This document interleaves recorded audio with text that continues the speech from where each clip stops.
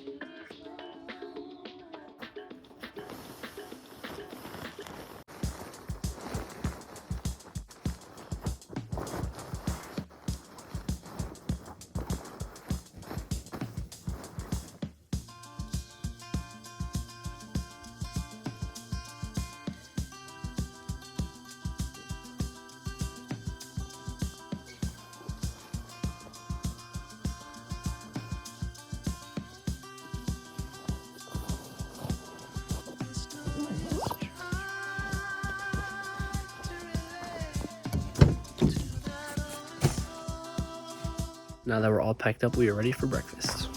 This is the kitchen we're working with.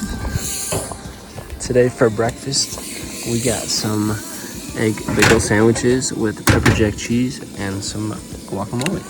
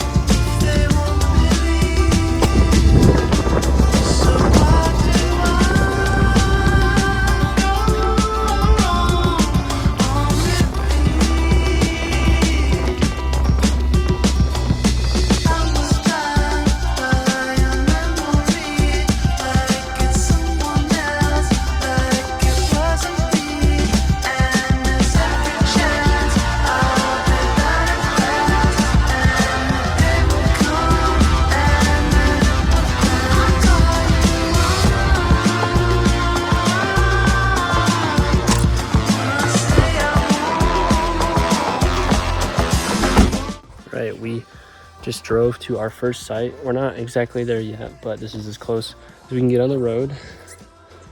So this is where we're at right now, and then we're going to use our GPS and our map to get to the site. So I'm not sure how long the hike is, but yeah, it's pretty variable, but the view is just crazy. I don't know if that's fog or like another layer of clouds that are low, but yeah, really beautiful. But yeah, right now, next step is to pack up the car. So my job for today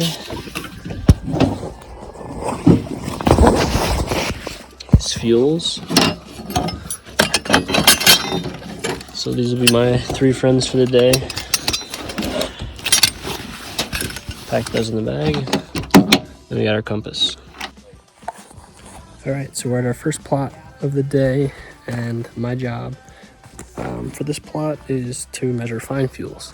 What fine fuels are basically any woody debris, mostly sticks, that would catch fire if a fire were to sweep through here. So we measure 4 different categories.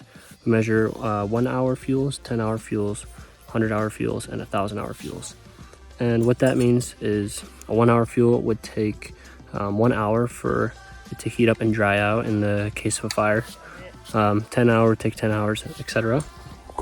So what we use is this fuels gauge here, and we go on each transect. I'll show the setup of the plot on the next plot and how we set up each transect, but essentially these are all 4 cardinal directions, and we'll go out to, here's 10 feet, we'll go all the way to 15 feet for each cardinal direction and measure any fine fuels that are along the transect. So like this stick here, this fuel right here, if it fits in to the 1 hour fine fuel, then we classify it as a 1 hour, and then so on. So a bit thicker of a fuel, like this one you see here on the transect. This one would not fit in the 1 hour, but it would fit in the 10 hour. So this would be a 10 hour, and then this is a 100 hour. Anything that doesn't fit in this 100 hour, like this is a good example. This doesn't fit in the 10, but it does in the 100, so it's a 100 hour fuel. Anything that doesn't fit in the 100 hour, such as, let's say the transect crossover here, this would be 1,000 hour. And we use these calipers that I'll show you also in the next plot to measure the diameter of it. And then we take all that information and place it into our Excel sheet here. There we go, where we can see all the cardinal directions and the fine fuels. And yeah, that's pretty much it. So we do the 4 cardinal directions that we have set now. Then once we finish those, we take the transects in and then lay sub-cardinals. So northeast, northwest, southeast, southwest. And then once we finish all 8, then fine fuels are completed. Another thing we do for fuels is something called LiDAR and duff. And essentially, we go to the 15-foot marker that I mentioned before. We take a trowel and try and make a horizontal scoop across. And we take our fancy ruler here and we measure how much LiDAR and duff there is. So LiDAR is anything like these pine needles, it could be sticks, anything like that. And then duff, a little bit more complicated. It's kind of like the transition between mineral soil and LiDAR. But in like a pipo stand like this, a ponderosa stand, we're probably not gonna have any duff. But here we have probably about 1.2 inches of LiDAR. And then we do that for all 8 transects.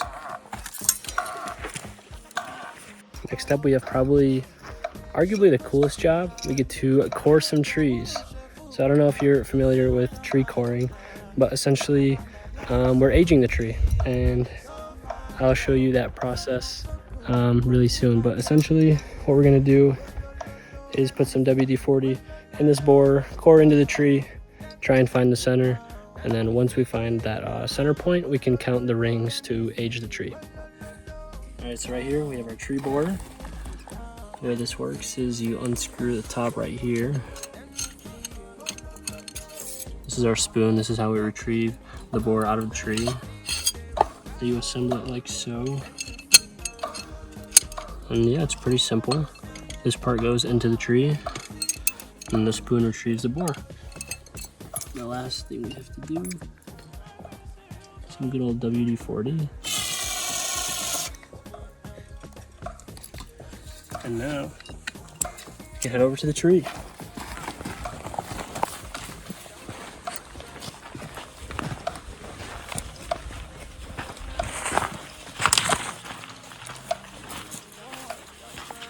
So So to be able to find the first year's growth, you have to hit the very center of the tree. So you kind of want to sometimes get a good 360, get an idea of how the tree's shaped, and then you just want to try and pick a spot that you think is in the middle. Drop the spoon.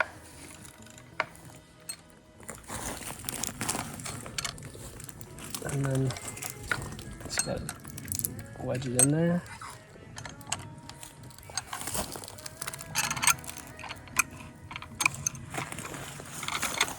And there you go. You just twist. Oh, I might catch this. Oh, I broke easy. Yeah, the biggest thing is you just don't want the board to go straight through the tree, because then you're not getting it back.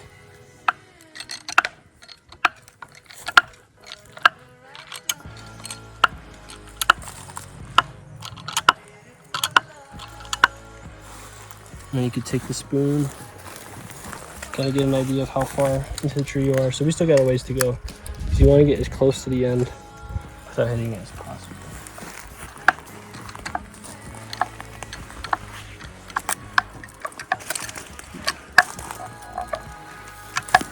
Or as far as the board will let you go, which is right there. So now you take the spoon, place it in the top, then you twist the opposite way. You get your core. Oh, I'm bleeding. But you see how there's that differentiation in the middle? That's towards the first year's growth. And like I said, you just count every individual ring to age the tree. The final thing we have to do once we core the tree is to put it in a straw. So in the straw, we just label plot number and the tree of the plot.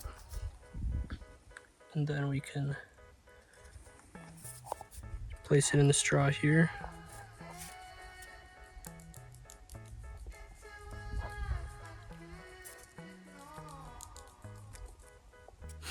Sometimes a bit tricky, but a little poke.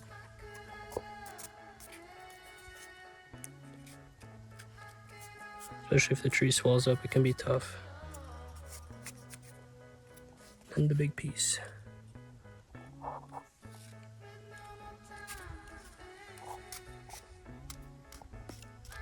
It's all right, didn't need that part. Poke that through.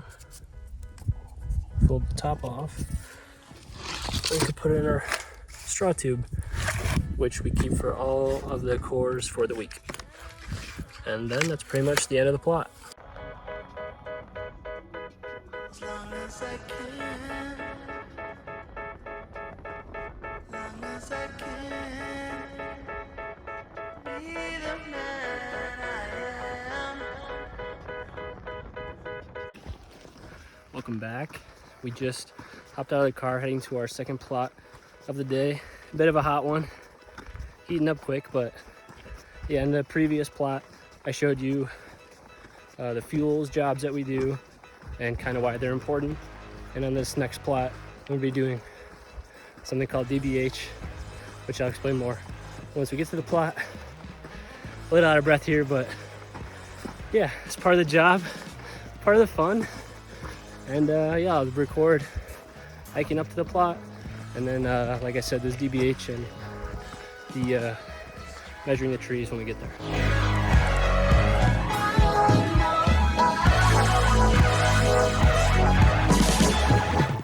Alright, one of my favorite things to do is, anyone in my crew could vouch, I spent a lot of time doing this, but on the hikes to the plots, I like to look for some cool rocks, quartz, really anything that'll take my mind off. Sometimes an hour and a half hike, but yeah, you find some really cool stuff right here.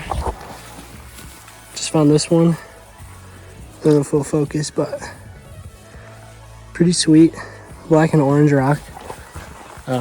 Celia was just asking about it. Usually when they stop hearing footsteps behind me, they know what I'm doing. But yeah, it's really beautiful right now.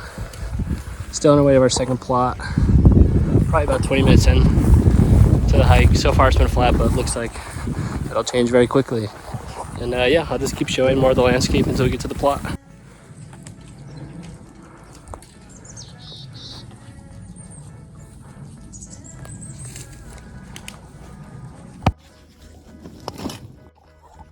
first order of business when we get to a plot. We have Celia here setting up the tripod, and this is to attach basically a GPS on top, and it's gonna take the coordinates of the exact position we're at, and then we're gonna set up the plot all around here and make like a big circle. So when we get to a plot, we set up our transect tapes to create that grid essentially, and we attach them to what we call a candy cane. So once we have our transect tapes here, pull out our compass in all 4 cardinal directions. So here we have, I believe we're going south. So you want to line up the red with the red, like so. See that there? And then we pull that transect tape just out in that direction. So here we are, just pulling that transect tape out in the southern direction. And we usually stop at around 37 to 38 feet, depending on the slope. So here we can set that down at about 37 feet. Then we could pull out our compass again to take it back azimuth and make sure that it's straight. So we just want what you can see in the mirror now, you want the white to be in the red and the red to be in the white. And that's just backtracking that essentially the line that we pulled out is straight. So my job for the plots today, or plot number 2, is to get the DBHs of trees, which is the diameter at breast height. So basically we're just checking how big the tree is and the width around it, and that'll kind of help us get an idea of the age of the tree and kind of how the stand looks, if they're skinnier, larger, things like that. And also the person doing DBHs also numbers all the trees. First get to a tree, first thing is to number it. Tree number 4. Here we are taking the diameter at breast height of the trees. So to do that, these canopies, kind of hard to do with one hand. Bear with me. You get the reading. So this is about 10.9 inches. And you go on the other side at a 90-degree angle. Do it again. And again, it's about the same. Maybe 10.7 there. 10.8. And then we just call that out to the recorder, which right now is Celia. So bear with me while I'm trying to show these jobs. I'm doing them with one hand, recording with the other. But another thing that's very important that we do is identify the species of each tree. So these look very similar. This is a limber pine, you could tell by the longer needles. And there's usually other distinguishing characteristics of other trees, and then this one again looks similar, but this kind of white resin indicates that it's a limber pine. And just little tricks like that we just need to pick up to make sure we're identifying each tree species correctly and recording that down as well. So one of the last things we do after we finish out fuels and trees is we go around and count all of the saplings and seedlings in the plot. So if you remember before, we pulled the original transect tapes out to 37 or 38 feet depending on the slope. But for these, we create a much smaller area, about 11.8 to 12, again, depending on the slope. We just go around in a circle and count all of them. So on this plot, not working with much here. We just have one sapling and a couple seedlings. But we define sapling as a tree that's above the height of DBH and a seedling below. So 4 saplings right here. I showed you one earlier. This is a different one though. If you remember that white resin I told you about, this is a bristlecone. So for each sapling, what we do is we take these digital calipers, similar to the larger ones, but just a little bit smaller, a little bit more precise. So we just pinch it and check the DBH. So this one is about 0.8, and then we'll also take a tape measure and go all the way up and measure the height. So once we get all the saplings, we'll go around again in that 12-foot area and look for seedlings. So again, this is shorter than the height of DBH, which is the diameter at breast height, which is about 54 inches. So this would count as a seedling, just like this one would. And then we would just count, again, how many of the different species we have and their heights. And then once we finish that, just core trees, and that's about it. Look at that shot. You get a good shot or should I get... Ooh, that's the LiDAR crew. We hear some thunder in the distance. Finished up the second plot, heading out now. It's a very sparse plot. I think there's only 19 trees, but yeah, sometimes we can get up into the 60s, 70s.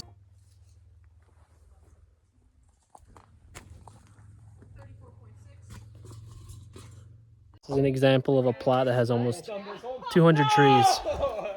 He just finished 181, I believe. Yeah, that was a very easy plot, which always nice to have. But yeah, heading back now after the second plot. Gonna eat some lunch and then head out for one or two more, hopefully, if we don't get stormed on. So yeah, fingers crossed we can get at least one more done, but two would be great.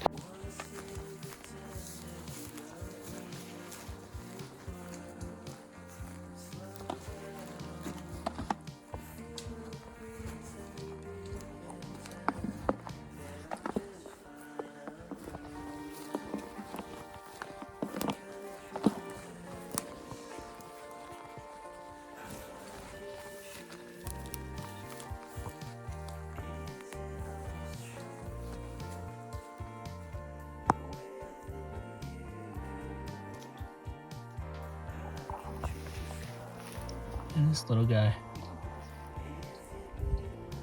That's the micro hiking, and then get the macro hiking too. Both beautiful in their own way, but yeah, makes the plots worth it, honestly, when we get cool views like this. Here we are with Theo, a naturalist. Ooh, what is this, Theo? This is some wild onion. Wild onion, okay, all right. An edible out here. A little taste test. Taste test. Tastes like an onion. Hey guys, coming here with some hail. Gonna crew lead a little bit ahead of us. Oh, you can actually see the hail on the camera. But yeah, got some nice hail. I don't know if we're gonna catch any, but these are like golf ball sized. No, I'm just kidding. Any luck? Oh, that one fell off your hand. But yeah, we're coming here from Theo's phone. Mine died mid wardrobe change. Oh, here we go. Little one. That's a huge golf ball. But yeah, doesn't look great.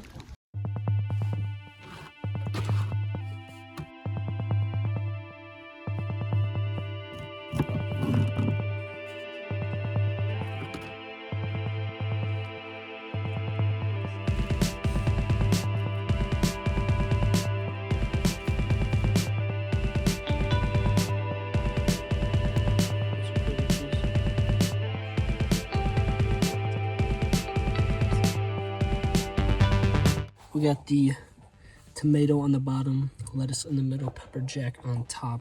Moving over to the right side of the bread, we got some Spanish ham, some Spanish salami, and some chorizo. Normally I throw in this almond chipotle dip, but I'm not really feeling it today, so this will probably do it for lunch. And then we're probably gonna head out in about 20 more minutes. Okay, so we just got to our third plot not too long ago after lunch.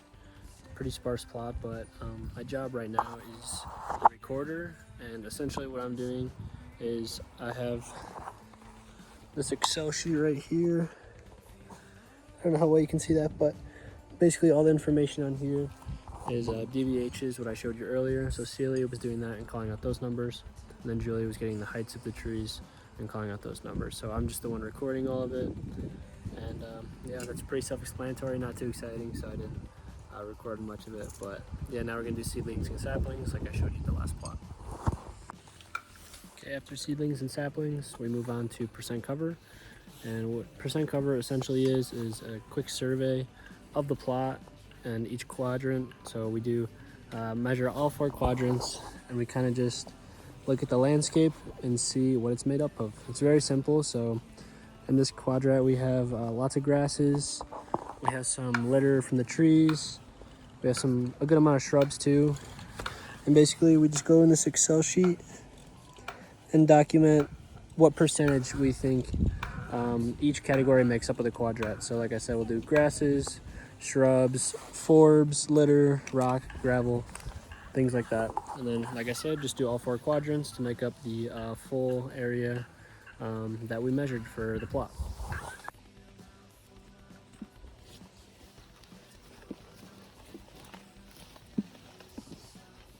On our way to plot number 4 of the day, 4th and final plot. This is the hike. Pretty flat, thankfully. For now, at least. Hopefully it stays that way.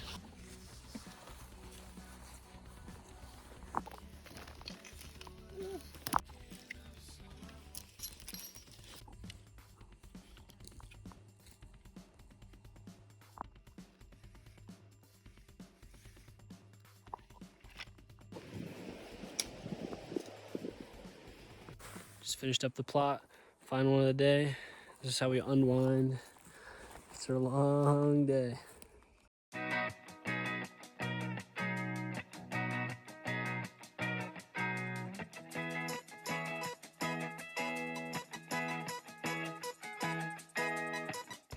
All right, we made it back to camp finally.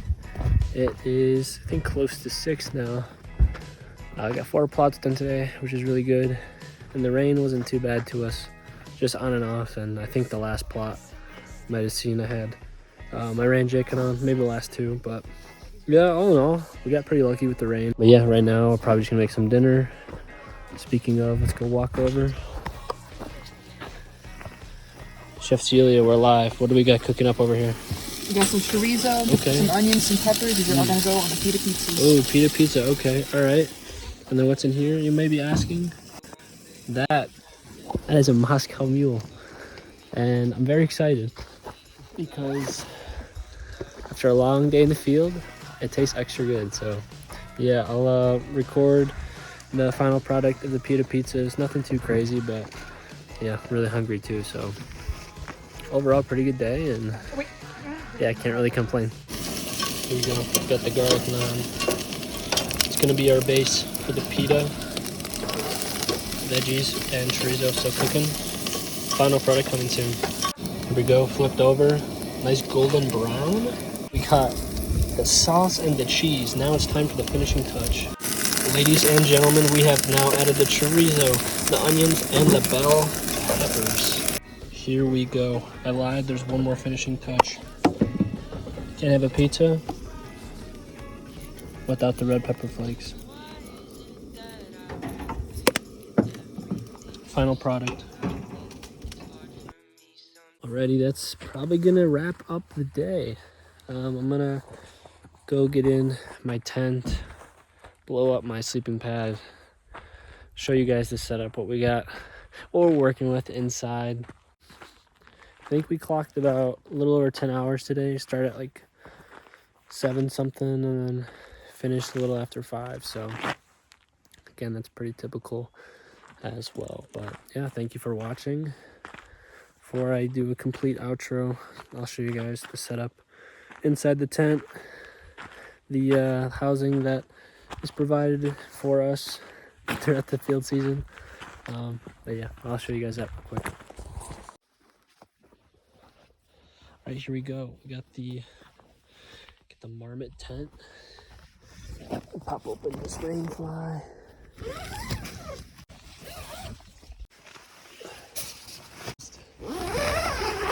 Zip this one up. And here we are. We got the mummy sleeping bag, sleeping mattress, extra clothes, and the pillow. But wow, that is bright. But yeah, like I said, hope you learned something or were entertained by the Monday and Thursday. Saw some pretty cool things, got hailed on. And yeah, just kind of hung out tonight after dinner. Didn't do anything too crazy, but yeah, thank you for watching.